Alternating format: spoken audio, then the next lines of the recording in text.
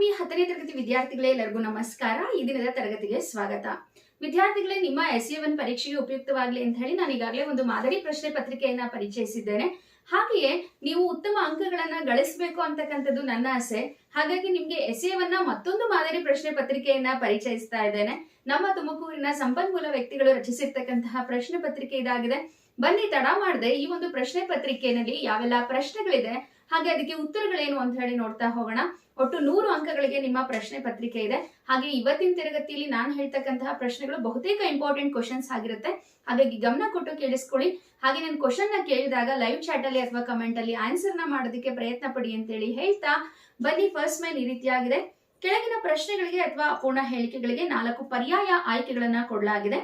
ಅವುಗಳಲ್ಲಿ ಹೆಚ್ಚು ಸೂಕ್ತವಾದ ಉತ್ತರವನ್ನ ಆರಿಸಿ ಕ್ರಮಾಕ್ಷರದೊಂದಿಗೆ ಬರೆಯಿರಿ ಅಂತ ಹೇಳ್ಕೊಟ್ಟಿದ್ದಾರೆ. ಒಟ್ಟು 6 ಪ್ರಶ್ನೆಗಳಿದೆ, 6 ಅಂಕಗಳು. ಮೊದಲನೇ ಪ್ರಶ್ನೆ ಈ ರೀತಿಯಾಗಿದೆ. ಕನ್ನಡ ವರ್ಣಮಾಲೆಯಲ್ಲಿರ್ತಕ್ಕಂತಹ ವರ್ಗೀಯ ವ್ಯಂಜನಾಕ್ಷರಗಳ ಸಂಖ್ಯೆ ಎಷ್ಟು ಅಂತ ಹೇಳ್ಕೊಟ್ಟಿದ್ದಾರೆ. Option A 25, option B 7, option C 9, option D ವರ್ಣಮಾಲೆಯಲ್ಲಿ ಇರ್ತಕ್ಕಂತಹ ವರ್ಗೀಯ ವ್ಯಂಜನಗಳು. ಪ್ರಶ್ನೆ ನೀಟಾಗಿ ಅರ್ಥ ಮಾಡ್ಕೋಬೇಕು. ವ್ಯಂಜನಗಳು ಅಂತ ಹೇಳಿ ಕೇಳಿಲ್ಲ, ಇಲ್ಲಿ ವರ್ಗೀಯ ವ್ಯಂಜನಗಳು ಅಂತ ಹೇಳಿ ಕೇಳಿದ್ದಾರೆ. ಇದಕ್ಕೆ ಸರಿಯಾದಂತ ಉತ್ತರ ಅಂತ ಹೇಳಿದ್ರೆ ಆಪ್ಷನ್ ಎ 25. ನಂತರ ಎರಡನೇ ಆಪ್ಷನ್ 7 ಅಂತ ಇದೆ. 7 ಅಕ್ಷರಗಳು ಎಲ್ಲಿ ಬರುತ್ತೆ? ದೀರ್ಘ ಸ್ವರಗಳಲ್ಲಿ 7 ಅಂತಕ್ಕಂತಹ ನಂಬರ್ ಬರುತ್ತೆ. ನಂತರ 9 ಅಂತ ಹೇಳ್ಕೊಟ್ಟಿದ್ದಾರೆ. 9 ಅವರ್ಗೀಯ ವ್ಯಂಜನಾಕ್ಷರಗಳ ಸಂಖ್ಯೆ. ನಂತರ 13 ಅಂತ ಹೇಳಿ ಮತ್ತೊಂದು ಆಪ್ಷನ್ ಇದೆ, 13 ಸ್ವರಗಳ ಸಂಖ್ಯೆ. ಹಾಗಾಗಿ ಮೊದಲನೇ ಪ್ರಶ್ನೆಗೆ ಸರಿಯಾದಂತ ಉತ್ತರ ಅಂದ್ರೆ ಫಸ್ಟ್ ಮೇನ್ ಮೊದಲನೇ ಪ್ರಶ್ನೆ ಸರಿಯಾದಂತ ಉತ್ತರ ಆಪ್ಷನ್ ಎ 25. ನಂತರ ಎರಡನೇ ಪ್ರಶ್ನೆ ಈ ರೀತಿಯಾಗಿದೆ. ಒಬ್ಬರ ಹೇಳಿಕೆಯನ್ನು ಯಥಾವತ್ತಾಗಿ ಬರೆಯುವಾಗ ಬಳಸುವ ಲೇಖನ ಚಿಹ್ನೆ. ಆಪ್ಷನ್ ಎ ಉದ್ಧರಣ, ಆಪ್ಷನ್ ಬಿ ವಾಕ್ಯವೇಷ್ಟನ, ಆಪ್ಷನ್ ಸಿ ವಿವರಣಾತ್ಮಕ, ಆಪ್ಷನ್ ಡಿ ಆವರಣ. ನೋಡಿ, ಇಲ್ಲಿ ಒಬ್ಬರು ಹೇಳಿರ್ತಕ್ಕಂತಹ ಹೇಳಿಕೆಯನ್ನ ಯಥಾವತ್ತಾಗಿ ಹೇಗಿದೆಯೋ ಹಾಗೆ ಬರೆಯುವಾಗ, ಈಗ ಉದಾಹರಣೆಗೆ ಶಿಕ್ಷಣದ ಬಗ್ಗೆ ಏನೋ ಒಂದು ಹೇಳಿಕೆಯನ್ನ ಕೊಟ್ಟಿದ್ದಾರೆ ಅನ್ಕೊಳ್ಳಿ, ಆರೋಗ್ಯದ ಬಗ್ಗೆ ಕೊಟ್ಟಿದ್ದಾರೆ. ಅವ್ರು ಹೇಳಿರ್ತಕ್ಕಂಥ ಸ್ಟೇಟ್ಮೆಂಟ್ ನ ಹೇಗಿದೆಯೋ ಹಾಗೆ ಅದೇ ರೀತಿ ಯಥಾವತ್ತಾಗಿ ಬರೆಯುವಾಗ ನಾವು ಯಾವ ಒಂದು ಲೇಖನ ಚಿಹ್ನೆಯನ್ನ ಬಳಸ್ತೀವಿ? Yes, very good, option A ಉದ್ಧರಣ.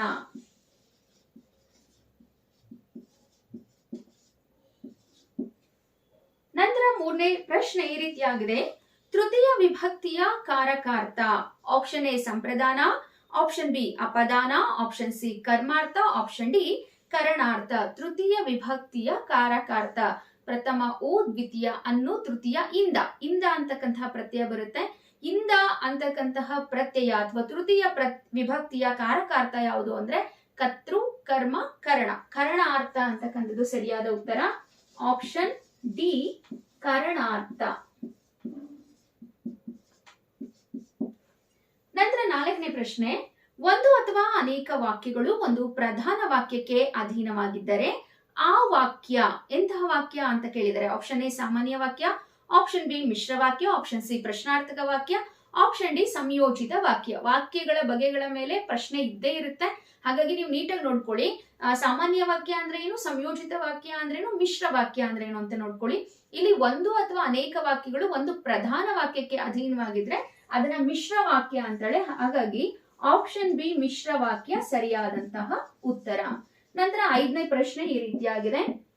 ಮಹೋನ್ನತ ಪದವು ಈ ಸಂಧಿಗೆ ಉದಾಹರಣೆಯಾಗಿದೆ. ಆಪ್ಷನ್ ಎ ಸವರ್ಣ ದೀರ್ಘ ಸಂಧಿ, ಆಪ್ಷನ್ ಬಿ ಎಣ್ ಸಂಧಿ, ಆಪ್ಷನ್ ಸಿ ವೃದ್ಧಿ ಸಂಧಿ, ಆಪ್ಷನ್ ಡಿ ಗುಣ ಸಂಧಿ.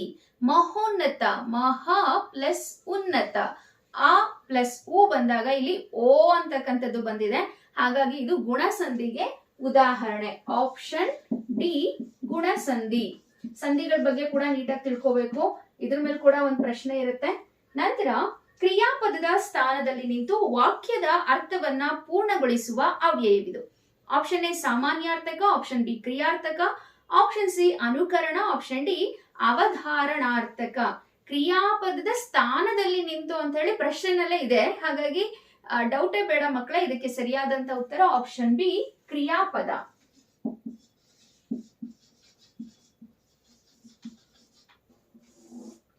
ನಂತರ ಸೆಕೆಂಡ್ ಮೇನ್ ಈ ರೀತಿಯಾಗಿದೆ. ಕೆಳಗಿನ ಪ್ರಶ್ನೆಗಳಿಗೆ ಮೊದಲೆರಡು ಪದಗಳಿಗೆ ಇರುವ ಸಂಬಂಧದಂತೆ ಮೂರನೇ ಪದಕ್ಕೆ ಸರಿ ಹೊಂದುವ ಸಂಬಂಧಿ ಪದವನ್ನ ಬರೆಯಿರಿ ಅಂತ ಹೇಳ್ಕೊಟ್ಟಿದ್ದಾರೆ. 4 ಪ್ರಶ್ನೆಗಳು, 4 ಅಂಕಗಳು. ಪ್ರಶ್ನೆ ಸಂಖ್ಯೆ ಇಲ್ಲಿ ಕಂಟಿನ್ಯೂ ಆಗುತ್ತೆ. ಇದೇ ರೀತಿ ಪ್ರಶ್ನೆ ಸಂಖ್ಯೆಯನ್ನ ಹಾಕಿ ಏಳನೇ ಪ್ರಶ್ನೆ, ಬಟ್ಟ ಬಯಲು ಎನ್ನುವುದು ದ್ವಿರುಕ್ತಿಯಾದ್ರೆ ಹುಳು ಹುಪ್ಪಡಿ ಅಂತೇಳಿ ಕೇಳಿದ್ದಾರೆ. ಹುಳು ಹುಪ್ಪಡಿ ಅನ್ನೋದು ಜೋಡಿ ಪದ. ತುಂಬಾನೇ ಸುಲಭವಾಗಿರ್ತಕ್ಕಂಥ ಪ್ರಶ್ನೆ. ಹುಳು ಹುಪ್ಪಡಿ ಏನು ಸರಿಯಾದಂತ ಉತ್ತರ? ಜೋಡಿ ಪದ. ನಂತರ 8ನೇ ಪ್ರಶ್ನೆ, ಕಳುವ್ಯಾರೆ ಕಳುಹಿಸಿದ್ದಾರೆ. ಇಸ್ವಾಸ, ಇಸ್ವಾಸ ಅಂತ ಇದ್ರ ಗ್ರಾಂಥಿಕ ರೂಪ ವಿಶ್ವಾಸ ಅಂತ. ಇಸ್ವಾಸ ವಿಶ್ವಾಸ. ನಂತರ 9ನೇ ಪ್ರಶ್ನೆ, ಹೆಮ್ಮರ ಹಿರಿದಾಗ ಪ್ಲಸ್ ಮರ ಹೆಮ್ಮರ ಕರ್ಮಧಾರೆಯ ಸಮಾಸ ಆದ್ರೆ ಇನ ತನೂಜ. ಇನ ಅಂದ್ರೆ ಸೂರ್ಯ, ತನುಜ ಅಂದ್ರೆ ಮಗ. ಇನ ತನೂಜ ಅಂದ್ರೆ ಯಾರು ಇಲ್ಲಿ? ಕರ್ಣ. ಇದು ಯಾವ ಸಮಾಸ ಅಂತ ಹೇಳಿ ಕೇಳಿದ್ದಾರೆ? ಇದು ಬಹುರ್ವಿಹಿ ಸಮಾಸಕ್ಕೆ ಉದಾಹರಣೆ. ಇನ ತನೂಜ ಯಾವ ಸಮಾಸ? ಬಹುರ್ವಿಹಿ ಸಮಾಸ. ಓಕೆನಾ? ನಂತರ ಈ ಮನೆಯಲ್ಲಿ ಲಾಸ್ಟ್ ಕ್ವಶನ್, ಮಲಗು ಅಂತಕ್ಕಂಥದ್ದು ಅಕರ್ಮಕ ಧಾತು ಆದ್ರೆ ಕೊಡು ಅನ್ನೋದು ಏನು ಅಂತ ಹೇಳಿ ಕೇಳಿದ್ದಾರೆ. ತುಂಬಾನೇ ಸುಲಭ ಆಗಿದೆ. ಸಕರ್ಮಕ ಧಾತು. ಸಕರ್ಮಕ ಅಂದ್ರೆ ಕರ್ಮ ಪದವನ್ನ ಅಪೇಕ್ಷಿಸ್ತಕ್ಕಂತಹ ಧಾತು. ಕೊಡು ಅನ್ನೋದು ಸಕರ್ಮಕ ಧಾತು. ಓಕೆ, ನಂತರ 3ನೇ ಮೇನ್ ಏನಿದೆ ಅಂತ ಹೇಳಿ ನೋಡ್ತಾ ಹೋಗೋಣ. 3ನೇ ಮೇನ್ ಈ ರೀತಿಯಾಗಿದೆ. ಪ್ರತಿಯೊಂದಕ್ಕೂ ಕೂಡ ಒಂದೊಂದು ವಾಕ್ಯದಲ್ಲಿ ಉತ್ತರ ಬರೀರಿ ಅಂತ ಹೇಳಿ ಕೊಟ್ಟಿದ್ದಾರೆ. ಒಟ್ಟು 7 ಪ್ರಶ್ನೆ ಇದೆ. ಪ್ರಶ್ನೆ ಹಾಗೆ ಉತ್ತರ ಎರಡನ್ನ ಹೇಳ್ತಾ ಹೋಗ್ತೀನಿ, ಗಮನ ಕೊಟ್ಟು ಕೇಳಿಸ್ಕೊಳ್ಳಿ. 11ನೇ ಪ್ರಶ್ನೆ, ರಾಮ ಲಕ್ಷ್ಮಣರಿಗೆ ಮತಂಗಾಶ್ರಮಕ್ಕೆ ಹೋಗಲು ಸೂಚಿಸಿದವರು ಯಾರು?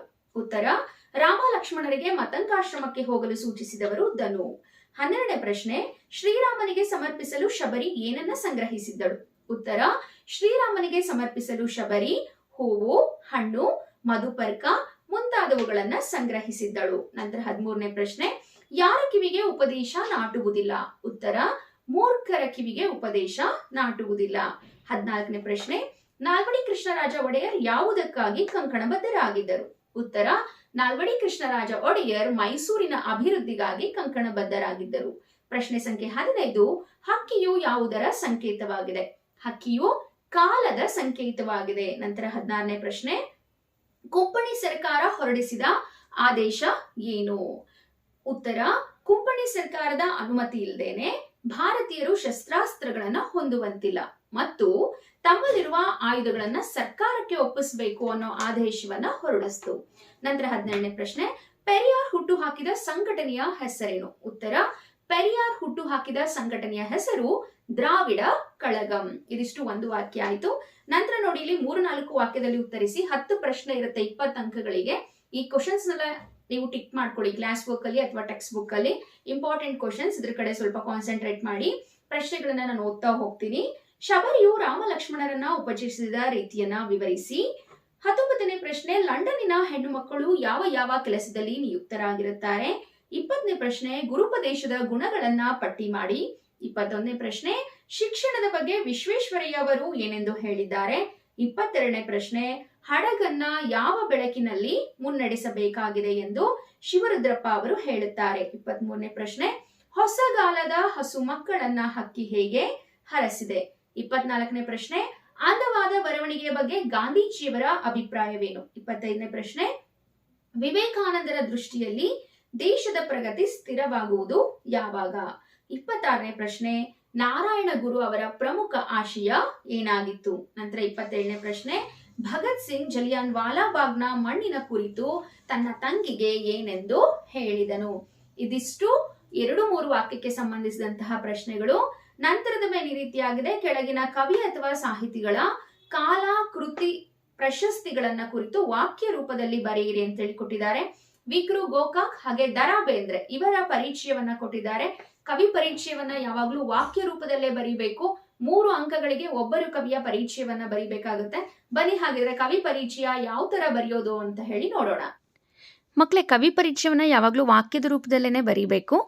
ವಿನಾಯಕ ಕಾವ್ಯನಾಮದಿಂದ ಪ್ರಸಿದ್ಧರಾಗಿರುವ ಡಾಕ್ಟರ್ ವಿನಾಯಕ ಕೃಷ್ಣ ಗೋಕಾಕರು ಕ್ರಿಸ್ತಶಕ 1909ರಲ್ಲಿ ಹಾವೇರಿ ಜಿಲ್ಲೆಯ ಸವಣೂರಿನಲ್ಲಿ ಜನಿಸಿದರು. ಕನ್ನಡ ಸಾಹಿತ್ಯದ ಪ್ರಮುಖ ಸಾಹಿತಿಗಳಲ್ಲಿ ಒಬ್ಬರಾದ ವಿಕ್ರು ಗೋಕಾಕ್ ಅವರು ಸಮುದ್ರದಾಚೆಯಿಂದ, ಸಮುದ್ರ ಗೀತೆಗಳು, ಪಯಣ, ಉಗಮ, ಇಜ್ಜೋಡು, ಸಮರಸವೇ ಜೀವನ, ಭಾರತ ಸಿಂಧು ರಶ್ಮಿ ಮೊದಲಾದ ಕೃತಿಗಳನ್ನು ರಚಿಸಿದ್ದಾರೆ. ಇವರ ಸಾಹಿತ್ಯ ಸಾಧನೆಗೆ ಇವರಿಗೆ ಕೇಂದ್ರ ಸಾಹಿತ್ಯ ಅಕಾಡೆಮಿ ಪ್ರಶಸ್ತಿ, ಗೌರವ ಡಾಕ್ಟರೇಟ್, ಡಿಲಿಟ್ ಪದವಿ ಲಭಿಸಿದೆ. ಇವರ ಸಮಗ್ರ ಸಾಹಿತ್ಯಕ್ಕೆ ಜ್ಞಾನಪೀಠ ಪ್ರಶಸ್ತಿ ದೊರೆತಿದೆ ಹಾಗೂ ಭಾರತ ಸರ್ಕಾರ ಪದ್ಮಶ್ರೀ ಪುರಸ್ಕಾರ ನೀಡಿದೆ. ನಂತರ ದ.ರಾ ಬೇಂದ್ರೆ. ಅಂಬಿಕಾತನಯ ದತ್ತ ಎಂಬ ಕಾವ್ಯನಾಮದಿಂದ ಪ್ರಸಿದ್ಧರಾಗಿರುವ ದ.ರಾ ಬೇಂದ್ರೆಯವರು 1896ರಲ್ಲಿ ಧಾರವಾಡದಲ್ಲಿ ಜನಿಸಿದರು. ಇವರು ಗರಿ, ನಾಕುತಂತಿ, ನಾದಲೀಲೆ, ಅರುಳು ಮರುಳು, ಉಯ್ಯಾಲೆ, ಸಖಿಗೀತ, ಮೇಘದೂತ ಮುಂತಾದ ಕೃತಿಗಳನ್ನು ರಚಿಸಿದ್ದಾರೆ. ಇವರಿಗೆ ಕೇಂದ್ರ ಸಾಹಿತ್ಯ ಅಕಾಡೆಮಿ ಪ್ರಶಸ್ತಿ, ಭಾರತೀಯ ಜ್ಞಾನಪೀಠ ಪ್ರಶಸ್ತಿ ಹಾಗೂ ಭಾರತ ಸರ್ಕಾರದ ಪದ್ಮಶ್ರೀ ಪುರಸ್ಕಾರ ದೊರೆತಿದೆ. ಇದಿಷ್ಟನ್ನು ಬರಿಬೇಕು. ಓಕೆ ವಿದ್ಯಾರ್ಥಿಗಳೇ, ಮುಂದಿನ ಮೇನ್ ಕೆಳಗಿನ ಪದ್ಯ ಭಾಗಕ್ಕೆ ಪ್ರಸ್ತಾರವನ್ನ ಹಾಕಿ ಗಣ ವಿಭಾಗಿಸಿ ಛಂದಸ್ಸಿನ ಹೆಸರನ್ನ ಬರೆಯಿರಿ ಅಂತೇಳಿ ಕೊಟ್ಟಿದ್ದಾರೆ. ಕೌರವೇಂದ್ರನ ಕೊಂದೆ ನೀನು ಪದ್ಯದ ಸಾಲುಗಳನ್ನ ಕೊಟ್ಟಿದ್ದಾರೆ. ಇದು ವಾರ್ಧಕ ಷಟ್ಪದಿಗೆ ಉದಾಹರಣೆ ಆಗಿರ್ತಕ್ಕಂಥ ಪದ್ಯ. ಈಗಾಗಲೇ ಕಳೆದ ತರಗತಿಯಲ್ಲೂ ಕೂಡ ನಾನು ಈ ಪದ್ಯವನ್ನ ಬಿಡಿಸಿ ನಿಮ್ಗೆ ತೋರಿಸಿದ್ದೇನೆ. ಏನು ಹೇಳೈ ಕರ್ಣ, ಚಿತ್ತಗ್ಲಾನಿ ಯಾವುದು, ಮನಕ್ಕೆ ಕುಂತಿ ಸೂನುಗಳ ಬೆಸೆ ಕೈಸಿಕೊಂಬುದು ಸೇರದೆ ನಿನಗೆ ಅಂತ ಹೇಳಿ ಇದೆ. ಇದಕ್ಕೆ ಯಾವ ರೀತಿ ಪ್ರಸ್ತಾರವನ್ನ ಹಾಕುವುದು ಅಂತ ಹೇಳಿ ಈಗ ನೋಡೋಣ. ಗಮನಿಸಿ ವಿದ್ಯಾರ್ಥಿಗಳೇ, ಭಾಮಿನಿ ಷಟ್ಪದಿನಲ್ಲಿ 1 ಮತ್ತು 2ನೇ ಸಾಲುಗಳು ಸಮವಾಗಿರುತ್ತೆ. ಹಾಗೆಯೇ 4 ಮತ್ತು 5ನೇ ಸಾಲುಗಳು ಸಮವಾಗಿರುತ್ತೆ. ಜೊತೆಗೆ 3 ಮತ್ತು 6ನೇ ಲೈನ್ಗಳು ಸಮವಾಗಿರುತ್ತೆ. ಹಾಗೆ 3 ಮತ್ತು 6ನೇ ಸಾಲಿನ ಕೊನೆ ಅಕ್ಷರ ಲಘು ಆಗಿದ್ರೂ ಅಥವಾ ಗುರು ಆಗಿದ್ರೂ ನಾವು ಗುರು ಅಂತಾನೆ ಹಾಕಬೇಕಾಗತ್ತೆ. 3, 4, 3, 4 ಈ ರೀತಿ ನಾವು ಮಾತ್ರೆಗಳನ್ನು ವಿಭಾಗಿಸಬೇಕಾಗತ್ತೆ. ಮೊದಲನೇ ಸಾಲಿನಲ್ಲಿ ಒಟ್ಟು 14 ಮಾತ್ರೆಗಳು, 2ನೇ ಸಾಲಿನಲ್ಲಿ ಒಟ್ಟು 14 ಮಾತ್ರೆಗಳು, 3ನೇ ಸಾಲಿನಲ್ಲಿ ಒಟ್ಟಾರೆಯಾಗಿ 23 ಮಾತ್ರೆಗಳು ಬರುತ್ತೆ. ಹಾಗೆ ಇದು ಭಾಮಿನಿ ಷಟ್ಪದಿ ಅಂತ ಹೇಳಿ ಬರೆದ್ರೆ ಆಗುತ್ತೆ. ಹಾಗೆ ಇಲ್ಲಿ ಅರ್ಕಾವತ್ ಬಂದಿದೆ. ಅರ್ಕಾವತ್ತನ ಕರ್ಣ ಅನ್ನುವಲ್ಲಿ ಅರ್ಕಾವತ್ ಬಂದಿದೆ. ಮಕ್ಕಳು ಕನ್ಫ್ಯೂಸ್ ಮಾಡ್ಕೋಬೇಡಿ. ಅರ್ಕಾವತ್ತನ ಒತ್ತಕ್ಷರ ಅಂತಾನೆ ನಾವು ಪರಿಗಣಿಸಬೇಕು. ಓಕೆ, ನಂತರದ ಮೇಲೆ ಕೆಳಗಿನ ವಾಕ್ಯದಲ್ಲಿರ್ತಕ್ಕಂತಹ ಅಲಂಕಾರವನ್ನ ಹೆಸರಿಸಿ ಲಕ್ಷಣ ಬರೆದು ಸಮನ್ವಯಗೊಳಿಸಿ ಅಂತ ಕೊಟ್ಟಿದ್ದಾರೆ. ಈಗಾಗಲೇ ಹಿಂದಿನ ಪ್ರಶ್ನೆ ಪತ್ರಿಕೆಯಲ್ಲೂ ಕೂಡ ಇದೇ ಅಲಂಕಾರ ಬಂದಿತ್ತು. ಪರೀಕ್ಷಾ ದೃಷ್ಟಿಯಿಂದ ನಿಮ್ಗೆ ಆಲ್ಮೋಸ್ಟ್ ಎಸೆಯವನ್ನ ಆಗಿರೋದ್ರಿಂದ ನಿಮ್ಗೆ ಉಪಮಾಲಂಕಾರನೇ ಕೇಳ್ತಾರೆ. ಒಳಗಿನ ಮಂದಿ ಗುಂಡು ಹೊಡೆದರೋ ಮುಂಗಾರಿ ಸಿಡಿಲ ಸಿಡಿದಾಂಗ. ಹಾಗಾದ್ರೆ ಈ ಅಲಂಕಾರವನ್ನ ಹೇಗೆ ಬಿಡಿಸೋದು ಬನ್ನಿ ನೋಡೋಣ. ಒಳಗಿನ ಮಂದಿ ಗುಂಡು ಹೊಡೆದರೋ ಮುಂಗಾರಿ ಸಿಡಿಲು ಸಿಡಿದಾಂಗ. ಹಾಂಗ, ಅಂತೆ, ಓಲ್ ಈ ರೀತಿಯ ಪದ ವಾಕ್ಯದಲ್ಲಿ ಇದ್ದರೆ ಅದು ಉಪಮಾಲಂಕಾರ ಅಂತ ಹೇಳಿ ತಿಳಿದುಕೊಳ್ಳಿ. ಇದು ಉಪಮಾಲಂಕಾರ. ಲಕ್ಷಣ ಅಂದರೆ 2 ವಸ್ತುಗಳಿಗಿರ್ತಕ್ಕಂತಹ ಸಾದೃಶ್ಯ ಸಂಪತ್ತನ್ನು ಪರಸ್ಪರ ಹೋಲಿಸಿ ವರ್ಣಿಸಿದರೆ ಅದೇ ಉಪಮಾಲಂಕಾರ. ಇಲ್ಲಿ ಉಪಮೇಯ ಒಳಗಿನ ಮಂದಿ ಹೊಡೆದ ಗುಂಡು, ಉಪಮಾನ ಮುಂಗಾರಿನ ಸಿಡಿಲು, ಉಪಮವಾಚಕ ಹಾಂಗ ಅಥವಾ ಹಾಗೆ, ಸಮಾನ ಧರ್ಮ ಸಿಡಿಯುವುದು, ಸಮನ್ವಯ ಇಲ್ಲಿ ಉಪಮೇಯವನ್ನು ಉಪಮಾನಕ್ಕೆ ಹೋಲಿಸಿ ವರ್ಣಿಸಿದೆ. ಆದ್ದರಿಂದ ಇದು ಉಪಮಾಲಂಕಾರ ಅಂತ ಹೇಳಿ ಬರಿಬೇಕು. ಸರಿ ವಿದ್ಯಾರ್ಥಿಗಳೇ, ಮುಂದಿನ ಮೇನ್ ಕೆಳಗಿನ ಗಾದೆಗಳಲ್ಲಿ ಯಾವುದಾದ್ರೂ ಒಂದನ್ನ ಮಹತ್ವದೊಂದಿಗೆ ವಿವರಿಸಿ ಅಂತ ಹೇಳ್ಕೊಟ್ಟಿದ್ದಾರೆ. ತಾಳಿದವನು ಬಾಳಿಯಾನು ಅಥವಾ ದೇಶ ಸುತ್ತು ಕೋಶ ಓದು. ಗಾದೆ ಬಗ್ಗೆ ಪೀಠಿಕೆಯನ್ನ ಬರಿಬೇಕು. ಗಾದೆಗಳು ವೇದಗಳಿಗೆ ಸಮ ಆಗಿದೆ. ವೇದ ಸುಳ್ಳಾದ್ರೂ ಗಾದೆ ಸುಳ್ಳಲ್ಲ ಅಂತ ಹೇಳಿ ಒಂದು ಮಾತಿದೆ. ಹಾಗೆ ಗಾದೆಗಳು ಜನಸಾಮಾನ್ಯರ ಅನುಭವದ ನುಡಿಮುತ್ತುಗಳಾಗಿದೆ. ಗಾದೆಗಳು ನೋಡಲು ವಾಮನ ರೂಪವನ್ನ ಹೊಂದಿದ್ದರು, ತ್ರಿವಿಕ್ರಮ ಅರ್ಥವನ್ನ ಹೊಂದಿದೆ. ಈ ರೀತಿ ಏನಾದ್ರೂ ಬರೀಬಹುದು. ಬರ್ದ್ಬಿಟ್ಟು ನಂತರ ಗಾದೆಯನ್ನ ಎಕ್ಸ್ಪ್ಲೈನ್ ಮಾಡಿ ಮತ್ತೆ ಒಂದು ಎಕ್ಸಾಂಪಲ್ ಕೂಡ ಕೊಡಿ. ತಾಳಿದವನು ಬಾಳಿಯಾನು ಅಂದ್ರೆ ಅಲ್ಲಿ ಶಬರಿ ಎಕ್ಸಾಂಪಲ್ ಅನ್ನ ಕೊಡ್ಬೋದು. ಶಬರಿಗೆ ತಾಳ್ಮೆ ಇದ್ದಿದ್ದಕ್ಕೇನೆ ಆಕೆ ಜೀವನದಲ್ಲಿ ರಾಮನ ದರ್ಶನ ಆಯ್ತು. ಈ ರೀತಿ ಉದಾಹರಣೆಯನ್ನ ಕೊಡ್ಬೋದು. ನಂತರ ಉಪಸಂಹಾರವನ್ನ ಬರೀಬೇಕು. ಇದಾದ ನಂತರ ಇಲ್ಲಿ ಸಂದರ್ಭ ಮತ್ತೆ ಸ್ವಾರಸ್ಯ ಬರೆಯಿರಿ ಅಂತ ಹೇಳಿ ಕೊಟ್ಟಿದ್ದಾರೆ. ಪ್ರಶ್ನೆ ಈ ರೀತಿ ಆಗಿದೆ, ಕೇಳಿಸ್ಕೊಳ್ಳಿ. ಬೆಳಕಿಗೊಲಿದವರ್ ಉರಿವ ಬತ್ತಿಯ ಕರುಕ ಕಾಣರೋ ಅಂತ ಹೇಳಿ ಇದೆ. ಇಲ್ಲಿ ರಾಮ ಲಕ್ಷ್ಮಣನಿಗೆ ಹೇಳ್ತಕ್ಕಂತಹ ಮಾತು. ಶಬರಿ ಪಾಠದಿಂದ ಈ ಒಂದು ಸಾಲನ್ನ ಆಯ್ಕೆ ಮಾಡಿಕೊಳ್ಳಲಾಗಿದೆ. ಪೂತಿ ನರಸಿಂಹಾಚಾರ್ಯ ಅವರು ಇದನ್ನ ರಚನೆ ಮಾಡಿದ್ದಾರೆ. ನಂತರ 34ನೇ ವಾಕ್ಯ, ಹೊತ್ತು ಹೊತ್ತು ಹೊತ್ತೇ ಹಣ. ಲಂಡನ್ ನಗರ ಪಾಠದ್ದು ವಿಕ್ರು ಗೋಕಾಕ್ ಅವರು ರಚನೆ ಮಾಡಿದ್ದಾರೆ. 35ನೇ ಪ್ರಶ್ನೆ, ದುಡ್ಡು ದುರಭಿಮಾನದ ತವರು. ಶುಕನಾಸನ ಉಪದೇಶ ಬನ್ನಂಜೆ ಗೋವಿಂದಾಚಾರ್ಯ ಅವರು ರಚನೆ ಮಾಡಿರ್ತಕ್ಕಂಥದ್ದು. ನಂತರ ಹೊಸ ಭರವಸೆಗಳ ಕಟ್ಟೋಣ, G.S. ಶಿವರುದ್ರಪ್ಪ ಅವರು ರಚನೆ ಮಾಡಿರ್ತಕ್ಕಂತಹ ಸಂಕಲ್ಪ ಗೀತೆ ಪದ್ಯ. ನಂತರ ಹಲಗಲಿ ಬೇಡರು ಪದ್ಯದ ಸಾಲನ್ನ ಕೊಟ್ಟಿದ್ದಾರೆ ನೋಡಿ. ಗದಗಿ ಮಠ ಅವರು ರಚನೆ ಮಾಡಿರ್ತಕ್ಕಂಥದ್ದು. ಹೊಡೆದರು ಗುಂಡ ಕರುಣ ಇಲ್ಲದಾಂಗ ಅಂತ ಇದೆ. ನಂತರ ಕೊನೆಯದಾಗಿ ಕುಮಾರವ್ಯಾಸ ಕವಿಯ ಕೌರವೇಂದ್ರನ ಕೊಂದೆ ನೀನು ಪದ್ಯದ ಸಾಲನ್ನ ಕೊಟ್ಟಿದ್ದಾರೆ. ನಿನ್ನ ಅಪ್ಪದೈಸೆಯ ಬಯಸುವನಲ್ಲ ಅಂದ್ರೆ ನಿನ್ಗೆ ಕೇಡಾಗ್ಲಿ ಅಂತೇಳಿ ನಾನು ಬಯಸಲ್ಲ ಅಂತ ಹೇಳಿ ಇಲ್ಲಿ ಕೃಷ್ಣ ಕರ್ಣನ್ಗೆ ಹೇಳ್ತಕ್ಕಂಥ ಮಾತು. ನಂತರ ನೋಡಿ ಇಲ್ಲಿ ಪದ್ಯ ಭಾಗವನ್ನ ಪೂರ್ಣಗೊಳಿಸಿ ಅಂತ ಹೇಳ್ಕೊಟ್ಟಿದ್ದಾರೆ 4 ಅಂಕಗಳಿಗೆ. ಒಂದೇ ಪದ್ಯದ 2 ಪ್ಯಾರಾಗ್ರಾಫ್ ಕೊಡ್ತಾರೆ. ನಿಮ್ಗೆ ತುಂಬಾ ಚೆನ್ನಾಗಿ ಗೊತ್ತಿರ್ತಕ್ಕಂತಹ ಒಂದು ಪ್ಯಾರಾವನ್ನ ಬರೀರಿ. ಕಲುಷಿತವಾದಿ ನದಿ ಜಲಗಳಿಗೆ ಮುಂಗಾರಿನ ಮಳೆಯಾಗೋಣ, ಬರಡಾಗಿರುವಿ ಕಾಡು ಮೇಡುಗಳ ವಸಂತವಾಗುತ್ತ ಮುಟ್ಟೋಣ. ಅಥವಾ ಮತಗಳೆಲ್ಲವೂ ಪಥಗಳು ಎನ್ನುವ ಹೊಸ ಎಚ್ಚರದೊಳು ಬದುಕೋಣ, ಭಯ ಸಂಶಯದೊಳು ಕಂದಿದ ಕಣ್ಣೊಳು ನಾಳಿನ ಕನಸನು ಬಿತ್ತೋಣ. ಓಕೆನಾ? ನಂತರದ ಮೇಲೆ ಪದ್ಯ ಭಾಗವನ್ನ ಓದ್ಕೊಂಡು ಅರ್ಥ ಮಾಡಿ ಅದರಲ್ಲಿ ಅಡಗಿರ್ತಕ್ಕಂಥ ಸಾರಾಂಶ ಬರೀರಿ ಅಂತ ಹೇಳಿ ಕೊಟ್ಟಿದ್ದಾರೆ 4 ಅಂಕಗಳಿಗೆ. ಮರುಳು ಮಾಧವ ಮಹಿಯ ರಾಜ್ಯದ ಸಿರಿಗೆ ಸೋಲುವನಲ್ಲ, ಕೌಂತೆಯರು ಸುಯೋಧನರೆನಗೆ ಬೆಸ ಕೈವಲ್ಲಿ ಮನವಿಲ್ಲ, ಹೊರೆದ ದಾತರಂಗೆ ಹಗೆವರ ಶಿರವನರಿದೊಪ್ಪಿಸುವೆನೆಂಬಿ ಬರದೊಳಿರ್ದೆನು, ಕೌರವೇಂದ್ರನ ಕೊಂದೆ ನೀನು ಎಂದ. ಮೊದಲು ಯಾವ ಒಂದು ಪದ್ಯದ ವಾಕ್ಯ ಅಂತ ಹೇಳಿ ಬರಿಬೇಕಾಗುತ್ತೆ, ಸಂದರ್ಭಕ್ಕೆ ಬರೀತಿರಲ್ಲ, ಅದಾದ್ಮೇಲೆ ಪದ್ಯದ ವಿವರಣೆಯನ್ನ ಬರೀರಿ. ಸಾರಾಂಶ ಅಂದ್ರೆ ಆ ಪ್ಯಾರಾಗ್ರಾಫ್ ನ ಅರ್ಥವನ್ನ ಬರೀತಕ್ಕಂಥದ್ದು. ನಂತರ 8-10 ವಾಕ್ಯದಲ್ಲಿ ಉತ್ತರಿಸಿ. ನಾಲ್ವಡಿ ಕೃಷ್ಣರಾಜ ಒಡೆಯರ ಕಾಲದಲ್ಲಿ ಮೈಸೂರು ಮಾದರಿ ರಾಜ್ಯ ಹೇಗಾಯ್ತು ಅಂತ ಕೊಟ್ಟಿದ್ದಾರೆ. ನೀವು ಅದನ್ನಾದ್ರೂ ಬರಿಬಹುದು, ಅಥವಾ ಅದೇ ಪಾಠದ ಮತ್ತೊಂದು ಪ್ರಶ್ನೆ, ಶಿಕ್ಷಣ ಕ್ಷೇತ್ರಕ್ಕೆ ವಿಶ್ವೇಶ್ವರಯ್ಯ ಅವರು ಸಲ್ಲಿಸಿದ ಕೊಡುಗೆ ಅಂತ ಕೊಟ್ಟಿದ್ದಾರೆ. 2ರಲ್ಲಿ ಯಾವ್ದಾದ್ರು ಬರಿಬೇಕು. ನಂತರ ಇನ್ನ ಪದ್ಯ ಭಾಗಕ್ಕೆ ಬಂದ್ರೆ ಹಲಗಲಿ ದಂಗೆಗೆ ಕಾರಣವೇನು, ಸರ್ಕಾರ ಅದನ್ನ ಹೇಗೆ ನಿಯಂತ್ರಿಸಿದು ಅಂತ ಕೊಟ್ಟಿದ್ದಾರೆ. ಅಥವಾ ಅದೇ ಪದ್ಯದ ಮತ್ತೊಂದು ಪ್ರಶ್ನೆ, ಹಲಗಲಿ ದಂಗೆಯ ಪರಿಣಾಮ ಏನು ಅಂತ ಹೇಳಿ ಕೊಟ್ಟಿದ್ದಾರೆ. ನಂತರದ ಮೇಲೆ ನೋಡಿ, ಇಲ್ಲಿ ಒಂದು ಗದ್ಯ ಭಾಗ ಕೊಟ್ಟಿದ್ದಾರೆ ಪ್ಯಾರಾಗ್ರಾಫ್ ನ. ಆ ಪ್ಯಾರಾಗ್ರಾಫ್ ಓದ್ಕೊಂಡು 2 ಕ್ವಶನ್ ಕೊಟ್ಟಿರ್ತಾರೆ, ಅದಕ್ಕೆ ಆನ್ಸರ್ ಮಾಡ್ಬೇಕು. ಇಲ್ಲಿರ್ತಕ್ಕಂತಹ ಪ್ಯಾರಾಗ್ರಾಫ್ ಅಲ್ಲೇ ಆನ್ಸರ್ ಇರುತ್ತೆ. 2 ಮಾರ್ಕ್ಸ್ಗೆ 1 ಕ್ವಶನ್ ಇರುತ್ತೆ. ಹಾಗಾಗಿ ನೀಟಾಗಿ ಉತ್ತರವನ್ನ ಬರೀರಿ. ಆರಾಮಾಗಿ 4 ಅಂಕಗಳನ್ನ ತೆಗೆದುಕೊಳ್ಬಹುದು. ನಂತರ ನೋಡಿ, ಇಲ್ಲಿ ಯಾವ್ದಾದ್ರು ಒಂದು ವಿಷಯಕ್ಕೆ ಪತ್ರವನ್ನ ಬರೀರಿ ಅಂತ ಹೇಳಿ ಕೊಟ್ಟಿದ್ದಾರೆ. ಮೊದಲನೇ ಟಾಪಿಕ್ ಈ ರೀತಿಯಾಗಿದೆ. ನಿಮ್ಮನ್ನ ತೀರ್ಥಹಳ್ಳಿಯ ನಿವಾಸಿ ಶ್ರುತಿ ಅಂತ ಹೇಳಿ ಭಾವಿಸ್ಕೊಂಡು ನಿಮ್ಮ ಊರಿಗೆ ಶುದ್ಧ ಕುಡಿಯುವ ನೀರಿನ ಘಟಕವನ್ನ ಒದಗಿಸಿಕೊಡುವಂತೆ ಕೋರಿ ಪುರಸಭೆ ಅಧ್ಯಕ್ಷರಿಗೆ ಮನವಿ ಪತ್ರ ಬರೀರಿ ಅಂತ ಹೇಳ್ಕೊಟ್ಟಿದ್ದಾರೆ. ಅಡ್ರೆಸ್ ಕೂಡ ಇಲ್ಲೇ ಇರುತ್ತೆ, ವಿಷಯ ಕೂಡ ಎಲ್ಲ ಇಲ್ಲೇ ಇರುತ್ತೆ, ಸ್ಪೆಲ್ಲಿಂಗ್ ಮಿಸ್ಟೇಕ್ಸ್ ಕೂಡ ಆಗೋದಿಲ್ಲ. ನೀಟಾಗಿ ಬರೀರಿ. ಪತ್ರ ಲೇಖನವನ್ನ ಈಸಿಯಾಗಿ 5 ಮಾರ್ಕ್ಸ್ ನ ತೆಗಿಬಹುದು. ಅಕಸ್ಮಾತ್ ಲೆಟರ್ ರೈಟಿಂಗ್ ಬರೆಯೋದ್ ಗೊತ್ತಿಲ್ಲ, ನೀಟಾಗಿರ್ತಕ್ಕಂಥ ಫಾರ್ಮ್ಯಾಟ್ ಅಂತ ಹೇಳಿದ್ರೆ ಒಂದು ವಿಡಿಯೋ ಇದೆ, ಅದನ್ನ ಕೂಡ ನೀವು ನೋಡ್ಕೋಬಹುದಾಗಿದೆ. ನಂತರ ಇನ್ನೊಂದು ಟಾಪಿಕ್ ಅಂತ ಹೇಳಿದ್ರೆ, ನಿಮ್ಮನ್ನ ಚಿಕ್ಕಮಗಳೂರಿನ ಸರ್ಕಾರಿ ಪ್ರೌಢಶಾಲೆಯ ಸಂದೇಶ್ ಅಂತ ಹೇಳಿ ಭಾವಿಸ್ಕೊಂಡು ನೀವು ಕೈಗೊಂಡಂತಹ ಶೈಕ್ಷಣಿಕ ಪ್ರವಾಸ ಅಂದ್ರೆ ಎಜುಕೇಶನಲ್ ಟ್ರಿಪ್ ಅನ್ನ ಕುರಿತು ಬೆಂಗಳೂರಿನ ಜಯನಗರದಲ್ಲಿ ವಾಸವಾಗಿರ್ತಕ್ಕಂತಹ ನಿರಂಜನ ಅನ್ನೋ ಗೆಳೆಯನಿಗೆ ಪತ್ರ ಬರೀರಿ. ಹೇಗಿತ್ತು ಟ್ರಿಪ್, ಏನು ಅಂತೇಳಿ ಎಕ್ಸ್ಪೀರಿಯನ್ಸ್ ನ ನಿಮ್ಮ ಫ್ರೆಂಡ್ಗೆ ಹೇಳ್ತಕ್ಕಂತಹ ಪತ್ರ. ಇನ್ನ ಕೊನೆಯದಾಗಿ ಯಾವ್ದಾದ್ರು ಒಂದು ವಿಷಯಕ್ಕೆ ಪ್ರಬಂಧವನ್ನ ಬರೀರಿ ಅಂತ ಹೇಳಿ ಕೊಟ್ಟಿದ್ದಾರೆ. ಶಾಲಾ ಸಂಸತ್ತಿನ ಕಾರ್ಯ ಚಟುವಟಿಕೆಗಳು, ಶಾಲಾ ಸಂಸತ್ತು ಅಂತ ಹೇಳಿ ಮಾಡ್ತಾರೆ, ಆ ಶಾಲಾ ಸಂಸತ್ತು ಏನೇನ್ ಆಕ್ಟಿವಿಟೀಸ್ ನ ಮಾಡುತ್ತೆ ಅನ್ನೋದು ಒಂದ್ ಬರಿಬೇಕು. ಅಥವಾ ಇತ್ತೀಚಿನ ಒಂದು ಕಂಟೆಂಟ್ ಚಂದ್ರಯಾನ 3ರ ಬಗ್ಗೆ ಕೊಟ್ಟಿದ್ದಾರೆ. ಇದು ಪ್ರಚಲಿತ ವಿದ್ಯಮಾನಕ್ಕೆ ಸಂಬಂಧಿಸಿದಂತಹ ಒಂದು ಪ್ರಬಂಧದ ಟಾಪಿಕ್ ಅಂತ ಹೇಳಿ ಹೇಳ್ಬೋದು. ಓಕೆ ವಿದ್ಯಾರ್ಥಿಗಳೇ, ಇದಿಷ್ಟು ಈ ದಿನದ ಕನ್ನಡ ತರಗತಿ. ಅಂದ್ರೆ ಒಂದು ಮಾದರಿ ಪ್ರಶ್ನೆ ಪತ್ರಿಕೆಯನ್ನ ಪರಿಚಯಿಸಿದ್ದೇನೆ. ಈಗಾಗಲೇ ಹಿಂದಿನ ಪ್ರಶ್ನೆ ಪತ್ರಿಕೆ ಕೂಡ ಸುಲಭ ಆಗಿತ್ತು, ಹಾಗೆ ಈ ಪ್ರಶ್ನೆ ಪತ್ರಿಕೆ ಕೂಡ ಸುಲಭ ಆಗಿದೆ.